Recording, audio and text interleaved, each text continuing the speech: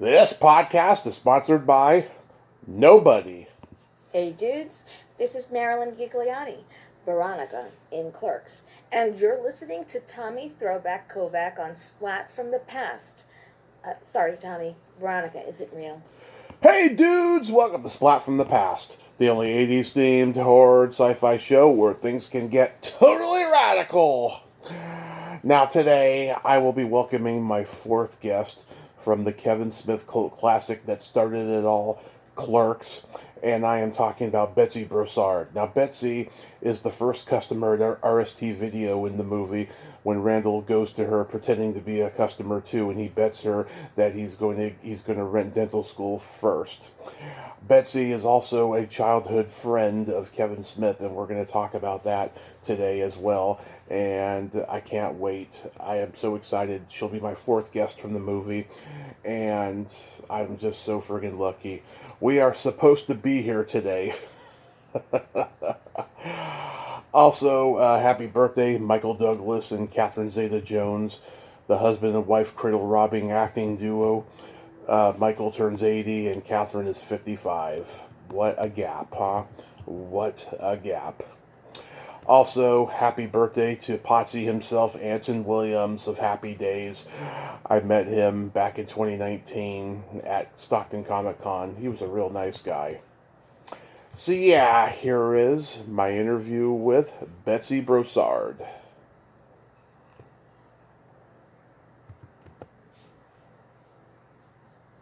How you doing? I am fantastic. I can't tell you what a great honor this is. Thank you so much for taking the time today. Oh, it's my pleasure. My pleasure. So, going back in time, how old were you when you first met Kevin Smith? Okay. I was in 7th grade. I was 13 when I met Kevin Smith. Wow. Yeah, and then we became very close friends in a little circle of people. Atlantic Highlands and Highlands are very small towns. Yeah. So he was actually going to the Catholic school, and I was at the regular school.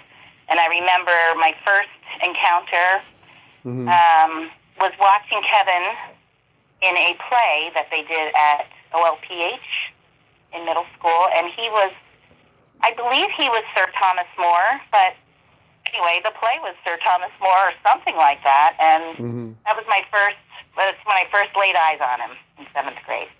Wow. And, he has a movie out now called The 4:30 Movie, which I haven't seen yet, but do you know if you're immortalized in it? It's funny.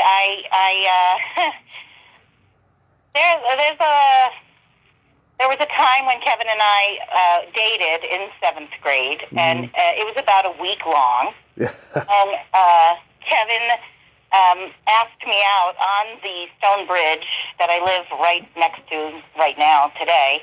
And he kneeled down on one knee and put a handkerchief down and asked me to go out with him. Of course, I said yes, and then we broke up a week later. But that scene is in the movie, but that was not me in the 4:30 movie. That was his next fling, Kim. So I'm going to say that I'm going to hold on to that handkerchief scene or whatever. He's kneeling down and he asks her out, and I'm going to say that. You know, for a guy who grew up heavy, I am finding out more and more he had so much confidence when he was young, and that, he could ask out, girls. I was just like, wow, I couldn't even do that at that age, and I grew up fat too. It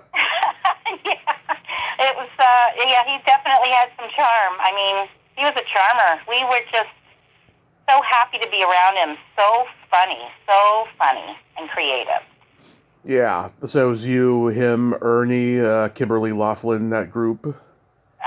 Yeah, Kimberly was not in our group because she's a year younger than us. So it was me and Belly's now wife, Jane. That's who I'm going out to dinner with tonight. Nice. Nice. And, Ernie, just the core group. It was really great. So, did you recognize early on that Kevin was this brilliant guy that he is?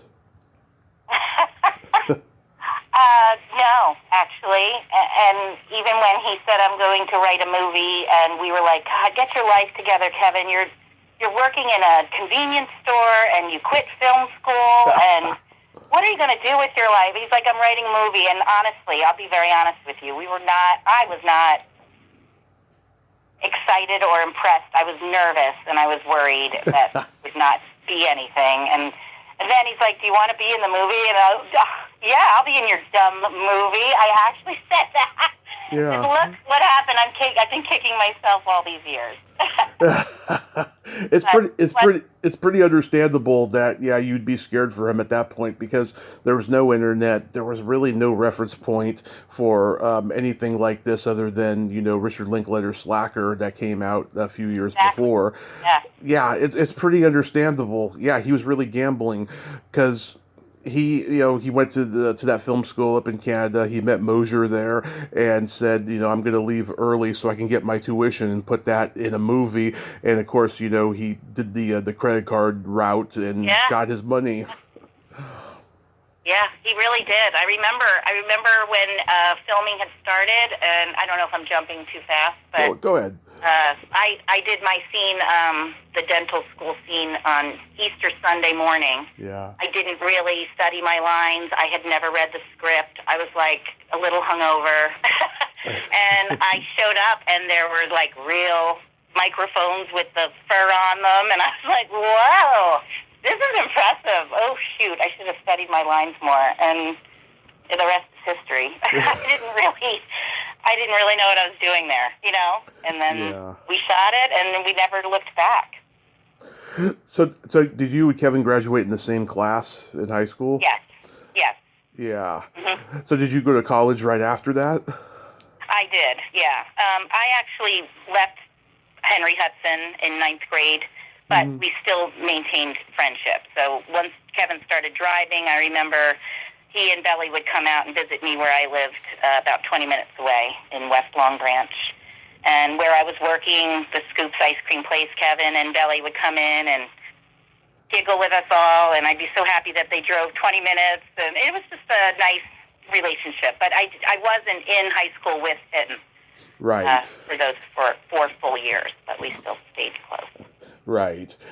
Because, so he writes the script, and did he write the part of the dental school video customer for you?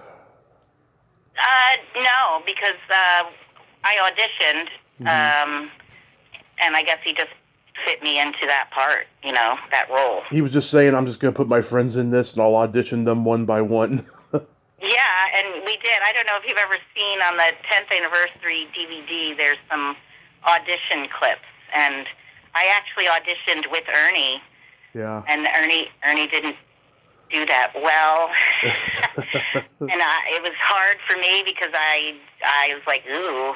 Ernie also was like, I'm going to be the lead. I think, he kind of assumed a lot back then. Sorry, I don't know if I should be saying those things. I love Ernie, and, He's a good guy. But that was what happened.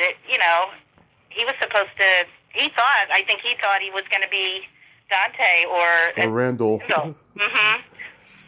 Yeah. Oh my God, that's hilarious. Yeah, it's funny. I remember when the 10th anniversary DVD came out. It was a really expensive box set. I never got it, but I should get it now that 20 years has passed. Gosh, I might have a signed copy you can buy. Oh, that's very nice of you. I've been holding on to that. I won that at some chance auction. I won a basket of Clerks stuff, and that was in there. Isn't that funny? Yeah. I didn't even it was just something I won randomly. I was like, oh, yeah, I'll take this. At least you didn't pay for it, because that would have been a little demeaning to the fact that you were in it. Exactly. Yeah. So did you do any plays in school? I did. In high school. Yeah. I did. A couple musicals. So you had a little bit of acting experience when you did this? Yes, just a little bit. Just a little bit. Yeah. So what did you think of the script when you read it? Well, I remember reading with Ernie, and it was the language was so foul, and I was like, oh, God, what is this movie about? And if I'm going to be I just started out my teaching career in the town where I'm living, and it just, I was like, ugh, this is going to be okay for me to do this, but I didn't even finish reading the script. I did my part, and next thing you know, I went to the premiere. Did you look at it and go, "This is so Kevin"? Oh yeah, especially the banter. You know, the lengthy dialogue is definitely the Kevinism. Yeah. Yeah. Kevin had a chance to get your yearbook back in the day. You were so lucky. And if I could find the yearbook where he filled a complete page with his lovely writing, Yeah. I really miss that. I miss having that. It's lost. I was a little nervous, but it all worked out. It sure did. Yeah. So, how long were you there for? Was it just a couple hours or something?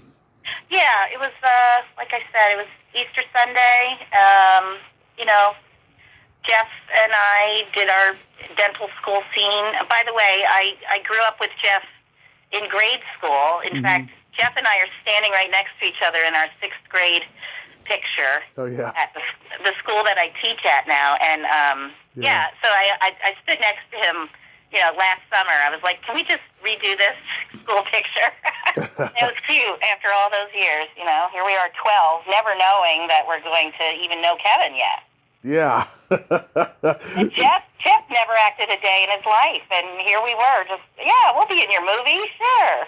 Well, Jeff, he was brilliant out of the gate. Like, it's still... No kidding. I mean, because that's really what he's like. That little dance he does with that head, that's a Jeffism, totally.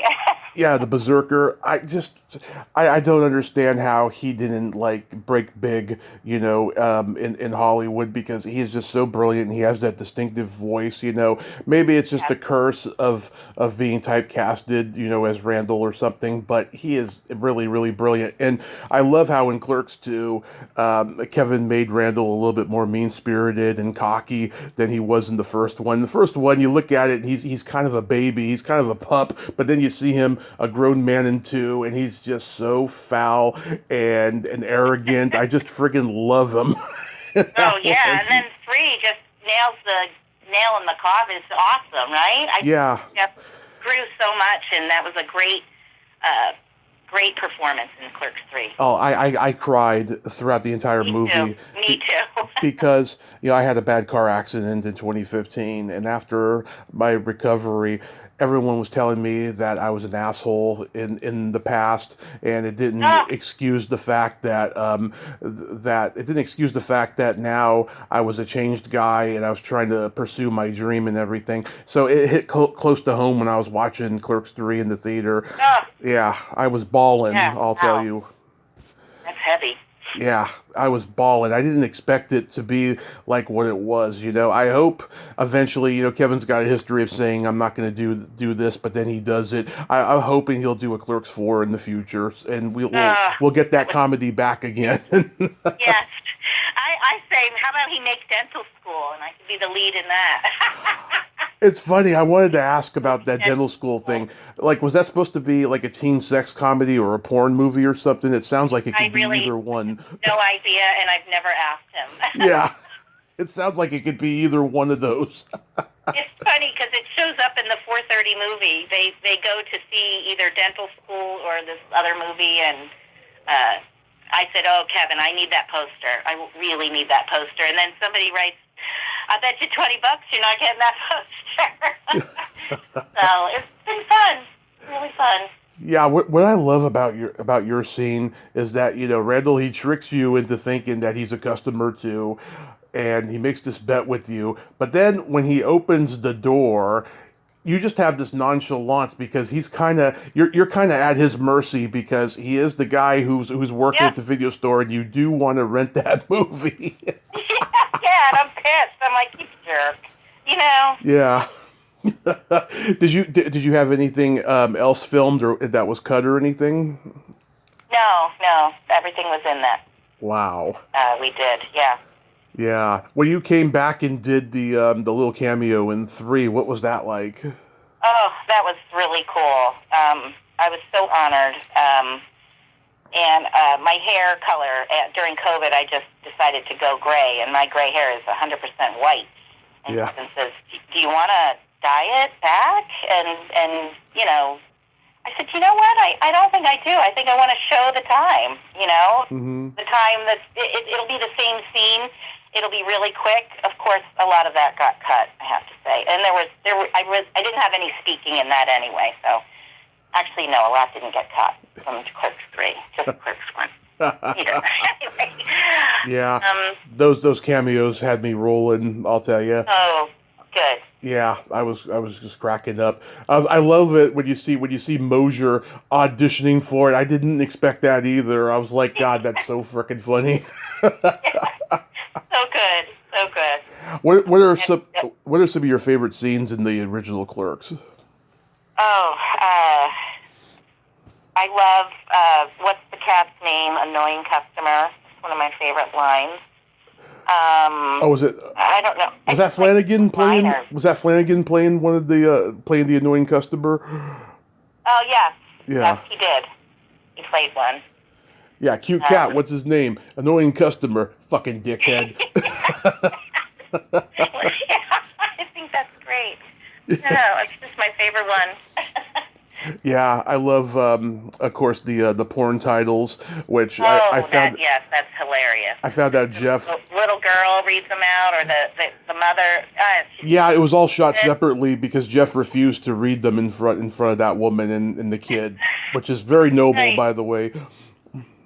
That's right. That's right. Yeah, there's that, and of course, fucking the dead guy parts, and yeah.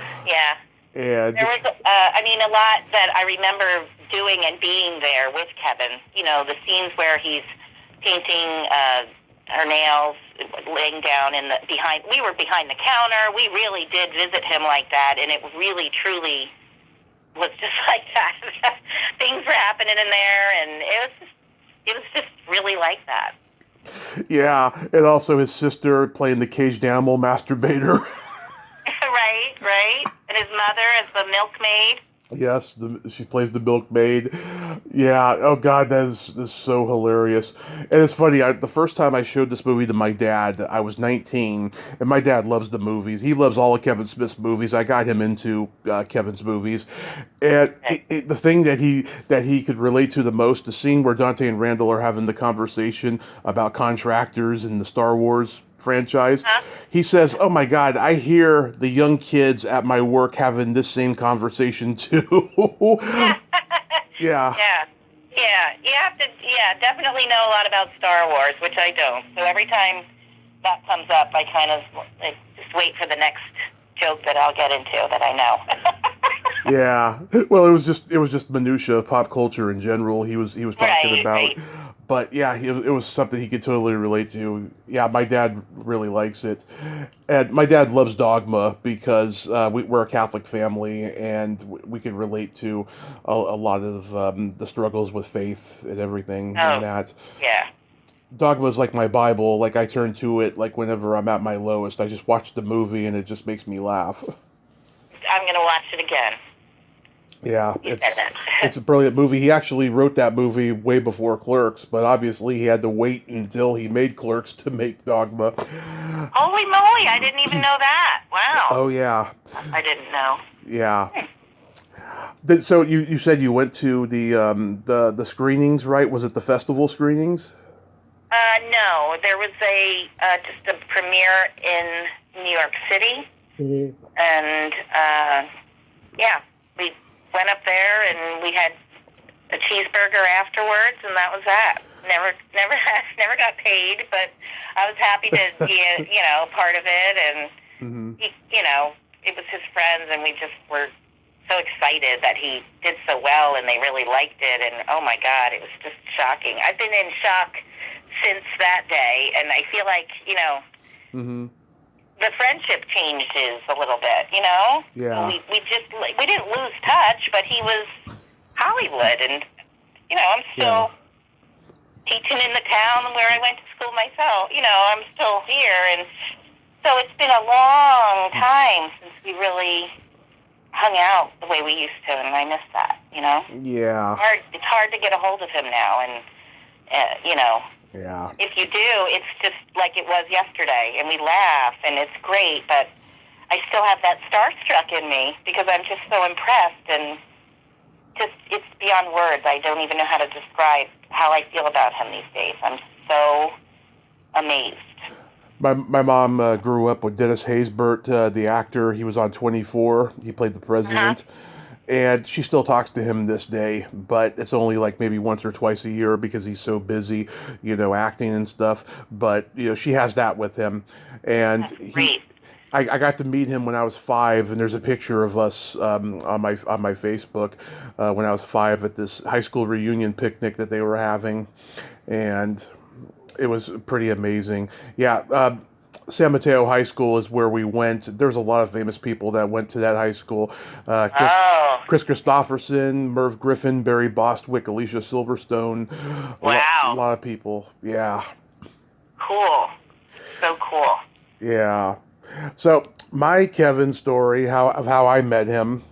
Back in 2016, my mom and I had been homeless for a few years, and I had my car crash at that time and everything.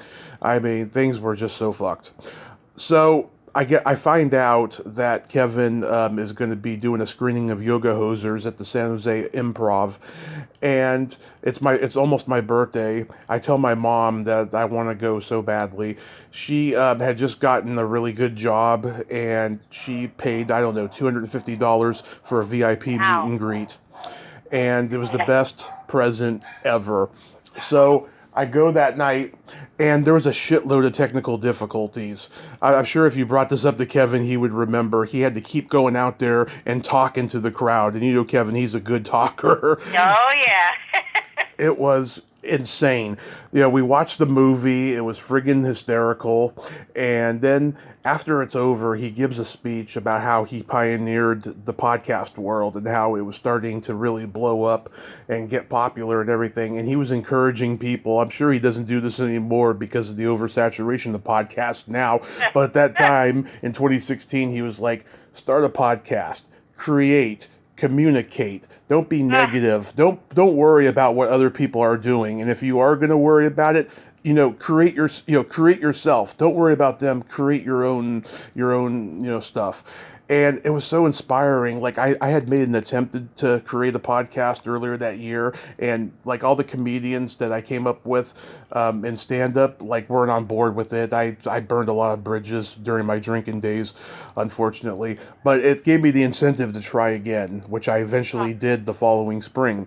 But after the whole screening's over, it's like 12:30 at night. I mean, it is late. It was supposed to be done by like probably 10:30, the latest. Oh my goodness! But we're there at 12:30, so I'm in line, and the bouncer, the security guy, who's also an open mic comedian, I know him well. He comes around and he's like, please do me a huge favor. Do not ask Kevin any questions or we'll be here till 5 a.m.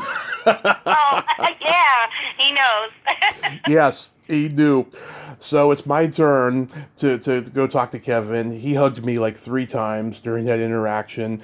And I told him, I said, Kevin, you were a big inspiration to my comedy writing as a comedian, and I hope someday I get to work with you. And he says to me, hey man, I'm going to be doing the Mallrats series. I have a meeting with Hulu coming up and stuff. And if it's a go, contact my people. I'll get you in for an audition, when the time is right. And I was, of course, it never happened. Of course, the Mallrats series, which I hope he does make happen in the future because I think it's a brilliant idea. So, we had the third and final hug, and I said, I will, Kevin.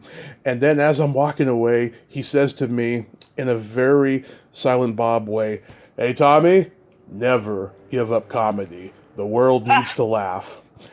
Oh, that's lovely. I was walking on air, and I almost fell off of the stairway, just being so high from what I just experienced. I wish I had a film of it. It was amazing.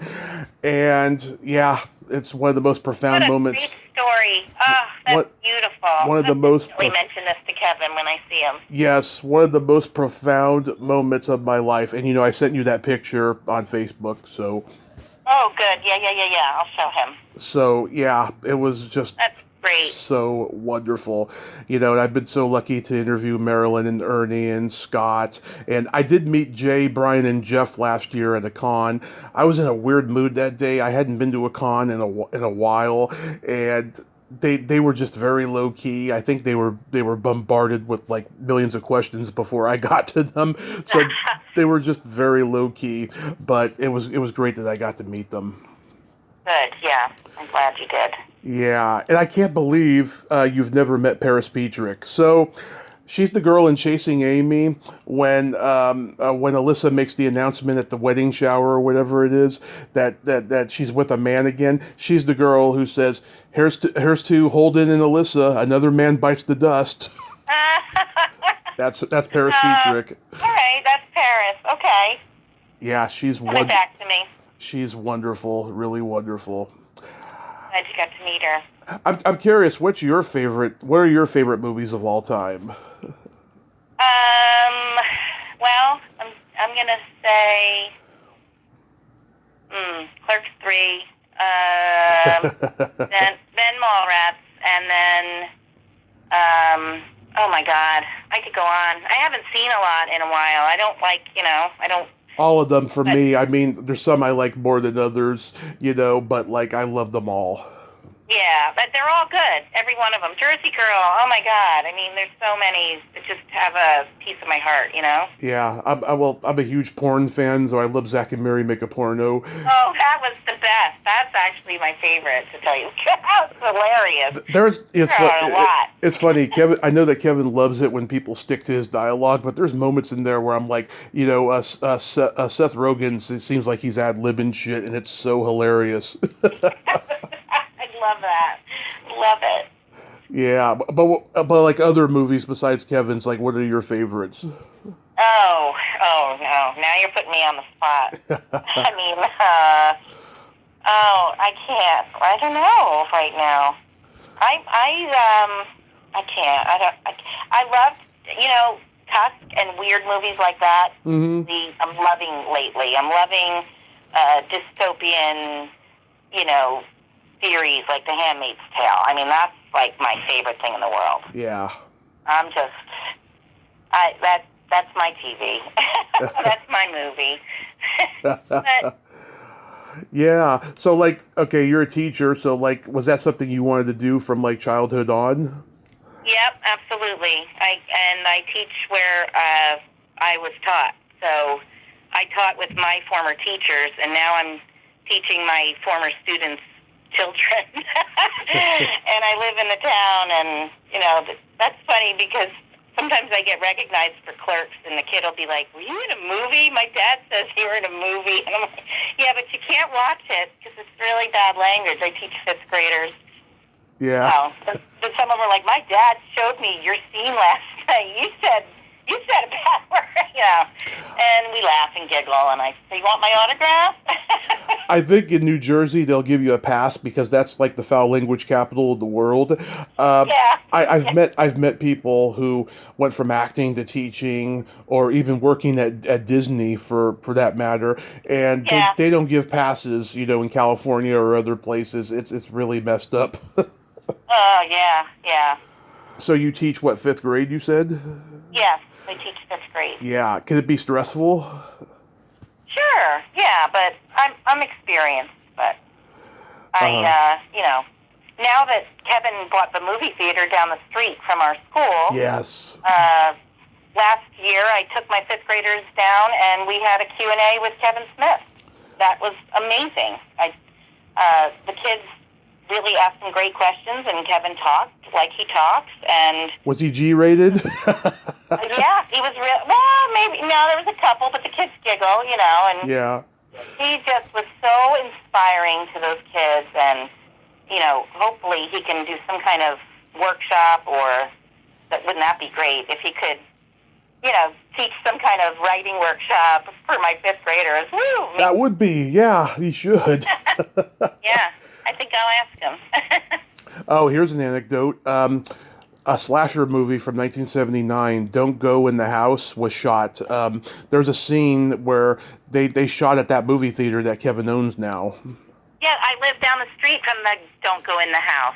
And I lived down the street when they filmed that. Was that 81 or 79. 79?